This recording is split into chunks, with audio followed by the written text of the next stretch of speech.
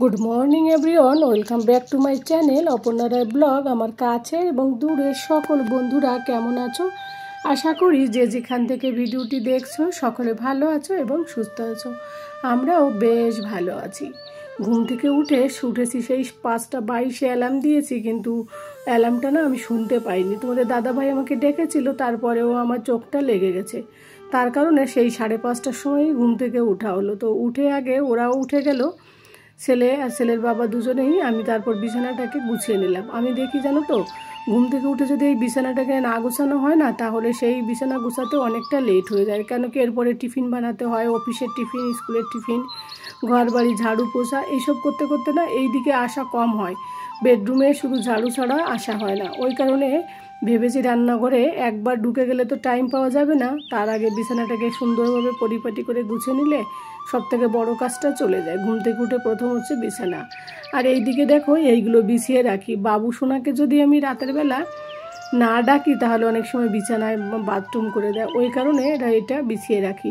তবে হ্যাঁ, বাবু সোনাকে বাথরুম করানোর জন্য রোজ 1:30টার সময় অ্যালার্ম লাগানো হয়, কোনো দিন 2টোর সময়। যখন ঘুমাই, মানে ঘুম যত লেট করে হয় অ্যালার্মটা তত লেট করে দেওয়া হয়, তাহলে আর কোনো অসুবিধা হয় না। তো ছেলেটা অনেক বড় হয়ে গেছে, তবুও এই নিয়ে চিন্তা। তো যাই হোক, এরপরে দেখো সর্ষের তেল দিয়ে দিলাম। আলু আর ভেন্ডি খুব চটজলদি করে ভেজে নেব, কেন কি সময় খুব কম।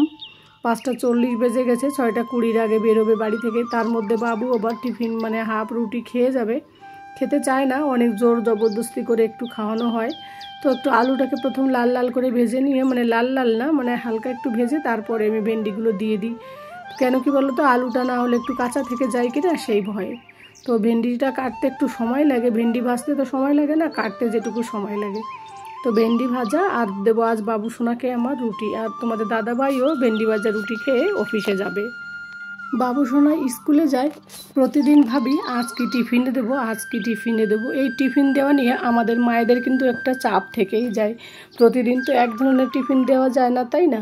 তো বাবু সোনাকে আজকাল একটু এই ভাজা জিনিস কম দিচ্ছি। ও বলে, মাঝে মাঝে বলে, মামা আমার পেটে ব্যথা করছে। এবার ঝোল জিনিস কিছু খেতেও পারে না, ওই পনির ছাড়া আর কিছুই দেওয়া যায় না। কী যে দেবো টিফিনে মাঝে মাঝে খুব চিন্তা হয়। আগে তো প্রায়ই প্রতিদিন আলু ভাজা ভেন্ডি ভাজা দিতাম, এইটা ওর খুবই প্রিয়, তার জন্য এটা দিতাম। আর রান্না করতেও খুব চটজলদি হয়ে যায়। আর ও বলে কি, মাম্মা গলা আটকে যায়, তো ভেন্ডি থাকলে একটু জলদি খাওয়া যায়। তো দেখো কথা বলতে বলতে ভেন্ডির আলু ভাজা কমপ্লিট হয়ে গেছে। আমার এই লোহার কড়াইটা না অনেকটা পাতলা হয়ে গেছে, খুব জলদি মানে লেগে যাচ্ছে। তো যাই হোক, বাবুকে খেতে বসিয়ে দিয়েছি, আর ওর টিফিনটাকেও ঢুকিয়ে নিয়েছে, আর ভেন্ডিটাকে একটু ঠান্ডা করতে দিয়েছে। আর তোমাদের দাদাভাই তো প্রতিদিনের মতো সেই সোফায় শুয়েই রয়েছে। আর এইদিকে দেখো ডাল রান্না করব, আর হচ্ছে চাল আর ডাল দুটোই ভিজে রেখে দেবো। তাহলে কি হবে, একটু তো গ্যাস বাঁচবে, তাই না? এইগুলো ভিজে রাখলে চাল আর ডাল কী হয় জানো তো, ভাতও জলদি হয়ে যাবে আর ডালও জলদি গলে যাবে। তার কারণে ডালটাও ভিজে রাখি। আর আমি মুসুরির ডাল কখনো মানে প্রেশার কুকারে দিই না। প্রেশার কুকারে দিলে আমাদের কাছে ভালো লাগে না মুসুরির ডালটা, এমনিতেই দিই। তো ওই জন্য জলে ভিজে রাখি। আর এই দেখো তোমাদের দাদাভাইয়ের জন্য ভেন্ডিটুকু রেখেছি। তো ছেলেকে স্কুলে দিয়ে এসে তোমাদের দাদাভাই রুটি আর ওই ভেন্ডি ভাজা দেখে অফিসে বেরিয়ে পড়েছে। এরপর আমি নিজের জন্য ডিম সিদ্ধ করেছি। আর এইদিকে দেখো একটা পেঁয়াজ, একটা টমেটো, একটা লঙ্কা আর কিছু আমন্ড বাদাম আর ছোট্ট একটা পেঁয়াজ কেটে দিয়েছি। এটাই খাবো প্রথমে, স্যালাড, তার সঙ্গে গ্রিন মুগ ডাল রয়েছে। আর ওই সাইডে ভাতও তুলে দিয়েছি। ভাত হতে হতে আমার ব্রেকফাস্টটা হয়ে যাবে। আমি না সকালবেলা এইভাবে কাজ করি, না হলে কী হয় বলো তো, আমার খুবই তাড়াহুড়ো হয়। এই মানে সব কিছু যদি পরিমাপ করে মানে পরিকল্পনা করে কাজ না করি, তাহলে আমার কাজটা খুব পিছিয়ে থাকে। তো প্রত্যেকটা জিনিস আমি কাজ করব, তার মাঝখানে যে আমার উনুনটা ফাঁকা থাকবে সেটা আমি করি না। সকাল থেকে কিন্তু সেই বাবু যাওয়ার পর থেকে উনুন চলে, তারপরে আর উনুনটা অফ হয় সেই 11টা 11:30 নাগাদ। কারণ কিছু না কিছু রান্না করতেই হয়। তো মানে একটু একটু স্লো করে করি, তো ওই জন্য সময় লাগে। তো অনেকক্ষণ ধরে ভাতটা করলাম, তারপরে কিছুক্ষণ পরে ডালটাও তুলে দিলাম। আর তোমাদের দাদাভাই তো ডাল পেলে ভীষণ খুশি। তো তারপরে রান্না করার পরে আমার চায়ের তৃষ্ণা পেয়েছে, তো আমি একটু চা খেয়ে নিলাম। আর রান্না করেছি ভেন্ডি, ছোটো মাছ দিয়ে চচ্চড়ি আর আলু দিয়েছিলাম সঙ্গে। আর এইদিকে মাছ ভাজা আর হচ্ছে ডাল। তো আর আমি নিজের জন্য ডিম সিদ্ধ করে সকালবেলা খেয়ে নিয়েছি। তারপর আর কিছু ডিম রয়েছে, দুপুরবেলা খাবো। আর এইদিকে দেখো আমার চায়ের নেশাটা আমার কমে না, জানো তো। এখন একটু এনজয় করে চাটা খাবো। চা খাওয়ার অনেকটা পরে তারপর ভেবেছি চান করতে যাব। এর মাঝখানটায় কিন্তু ভাত তুলে দিয়ে ব্রেকফাস্ট করেছি, ঘর বাড়ি ঝাড়ু পোছা করেছি। তারপরে দেখো একেবারে দুপুরবেলা মানে বাবু সোনা খেয়েছে, তোমাদের দাদাভাইও খেয়ে অফিসে বেরিয়ে গেছে, তারপর ফিরে এলাম তোমাদের সঙ্গে। রান্নাঘরটা গুছিয়ে নিয়েছি সুন্দর করে। এবার বিকেল বেজে গেছে অনেকটা টাইম, মানে 4টে নাগাদ বেজে গেছে। তোমাদের মানে এই আলনাটা না প্রচুর মানে এলোমেলো করে থাকে। এই আলনাটায় আমি জামা কাপড় কম রাখি, তোমাদের দাদাভাই বেশি রাখে। তো ভাবলাম তাহলে আলনাটাকে একটু গুছিয়ে নিই। সানডেতে একটু গুছানো হয়নি, সানডেতে ও থাকে তো ঘরে বিকেলবেলা, তখন আর কোনো কাজ করা হয় না, তখন তিনজনে মিলে একসঙ্গে আড্ডা করি। ওই কারণে সানডেতে খুব একটা কাজ করতে পারি না, তো সেই জন্য কিছু কিছু কাজ বেড়ে যায়। মানে মনডেতে আমার কাজের চাপটা বেশি থাকে। তো আলনাটাকে গুছিয়ে নিলাম। একটু পরে আবার বাবু সোনার টিউশনি মাস্টার আসবে, তখন আবার ওই বেডরুমে গিয়ে বাকি যে জামা কাপড়গুলো আছে 2 দিনের, সেই জামা কাপড়গুলো ভাঁজ করে রেখে দেবো। কি বলো তো, বৃষ্টি হয়তো প্রচুর পরিমাণে, তাই জামা কাপড়ে একভাবে জমা হয়ে থাকে, সম্পূর্ণভাবে শুকাতে পারে না। এখন বৃষ্টি হলে রোদে দিলাম, 1 ঘন্টা পরে বৃষ্টিতে ভিজে গেল, আর সেই জামা কাপড় তুলতে তুলতে আর সমানে ভিজে যায়, ওই জন্য আর উপরে যাওয়া হয় না। তো ওইভাবে যেটুকু শুকায় সেটাতেই হয়। রোদে শুকালে জামা কাপড় কিন্তু বেশ ভালো লাগে, তাই না? কিন্তু হয় না সেটা আমার দ্বারা, কেন কি এত দূরে ছাদটা না, 4টে সিঁড়ি বেয়ে আমি আর যেতে পারি না। তো যাই হোক, তোদের দাদাভাইও বলছে জামা কাপড় তুলতে তাড়াহুড়ো করবে না।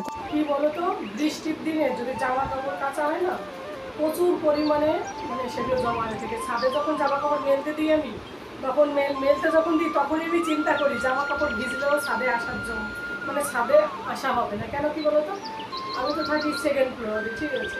এবার এই 4টে সিঁড়ি বেয়ে আমি যেতে যেতে জামা কাপড় সব ভিজে যাবে। ওই কারণে আমি আর আশা করি না যে বৃষ্টি হলে যে জামা কাপড় তার আগে তুলতে পারবো। সেই কারণে যেদিন জামা কাপড় ধুয়েছি সেদিনও বিকেলবেলা আমার যেতে লেট হয়েছে, গিয়ে দেখি বৃষ্টিতে ভিজে গেছে। মানে লেট হয়েছে কি, আমি দেখেছি বৃষ্টি হচ্ছে, তো আমি দেখছি এখন আর যাবো না ছাদে। এখন যদি ছাদে যাই জামা কাপড় এমনিতে ভিজে দেবে, অমনিতে ভিজে দেবে, ওই জন্য আর যাইনি। তো তারপরে গিয়ে নিয়ে এসেছি। মানে কি বলতো, শুকনো জামা কাপড় আবার ভিজে যাবে, তার কারণে জামা কাপড় এত বেশি হয়।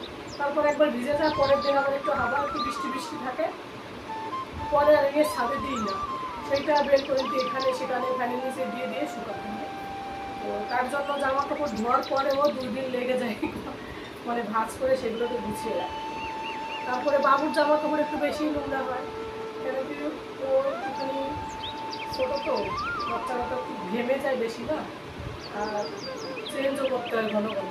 যত জামা কাপড় দেখছো সব ওরই বেশি। জামা কাপড় ভাঁজ করতে গেলে মনে হয় না যে জামা কাপড় কিনি।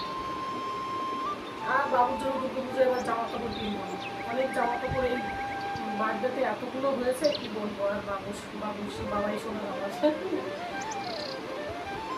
এখন তো পড়তে বসেছে, টিউশন মাস্টার চলো তাহলে জামা কাপড়গুলো একটুখানি গুছিয়ে। আর গরমও দিয়েছে যেমন ব্যবসা হবে। তো বন্ধুরা, এইভাবে আমি ভোর 5:30 থেকে সংসারে সমস্ত কাজ, অফিসে রান্না, জামা কাপড় গোছানো, ছেলের পড়াশুনো সব কিছুই একা হাতে দায়িত্ব সহকারে এইভাবেই পালন করি। আর কি বলো তো, পরিকল্পনা করে কাজ করি এইভাবে। আমি যে এই কাজটা এখন করেছি, এরপরে কোনটা করব সেটা আমি সবসময় ভেবে রাখি, তাহলে কি হয়, কাজ করতে আমার আর সময় লাগে না, খুব জলদি কাজ করা হয়ে যায়। তবে হ্যাঁ, আমি ভীষণ স্পিডে কাজ করতে পারি, এটা আমি বলতে পারি। তবে মেয়েদের কাজ তো যতই কাজ করি, কাজ আর কিন্তু শেষ হয় না, তাই না? তো যাই হোক, জামা কাপড়গুলো গুছানোর পরে দেখো ছেলের জামা কাপড়ের আলমারিটা খুব সুন্দর করে গুছিয়ে রেখে দিলাম। ওর অনেকগুলো নতুন মানে টি-শার্ট হয়ে গেছে। তো যাই হোক, আর বাকি বেডশিট আর তোমাদের দাদা ভাই আর আমার ড্রেসগুলো ওই ঘরে রাখবো। তো টিচার রয়েছে তো যেতে পারবো না, তো এখানটায় বেড কভারগুলো রেখে দিচ্ছি। তোমরা তো জানো বেড কভারগুলো আলাদা করে রেখে দিই। তারপর বাবুর জন্য না, আমার জন্য একটু গ্রিন টি করবো।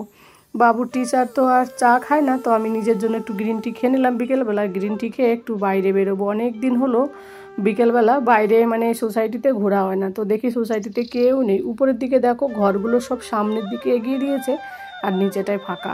এবার উপরের দিকে দেখতে দেখতে এই আকাশের এই অদ্ভুত দৃশ্য দেখে এতটা ভালো লাগলো, আমার মনটা মানে কি বলবো, একদম ভরে গেল, খুব সুন্দর লাগছিল।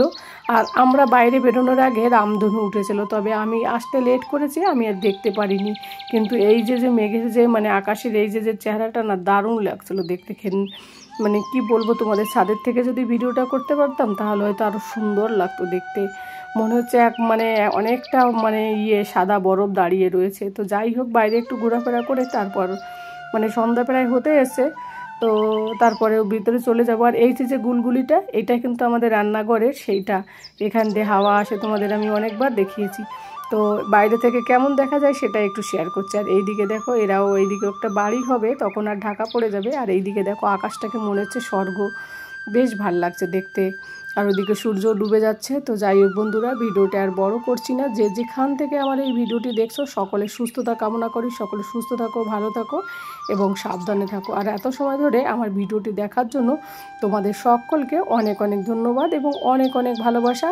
আর যদি ভালো লাগে একটু লাইক কমেন্ট করে দিও, তোমাদের কমেন্ট একটা আমাকে পরবর্তী ভিডিও বানাতে খুবই উৎসাহিত করে। তো যাই হোক বন্ধুরা, আজ এই পর্যন্তই। পরবর্তী কোনো ভিডিওতে তোমাদের সঙ্গে দেখা হবে।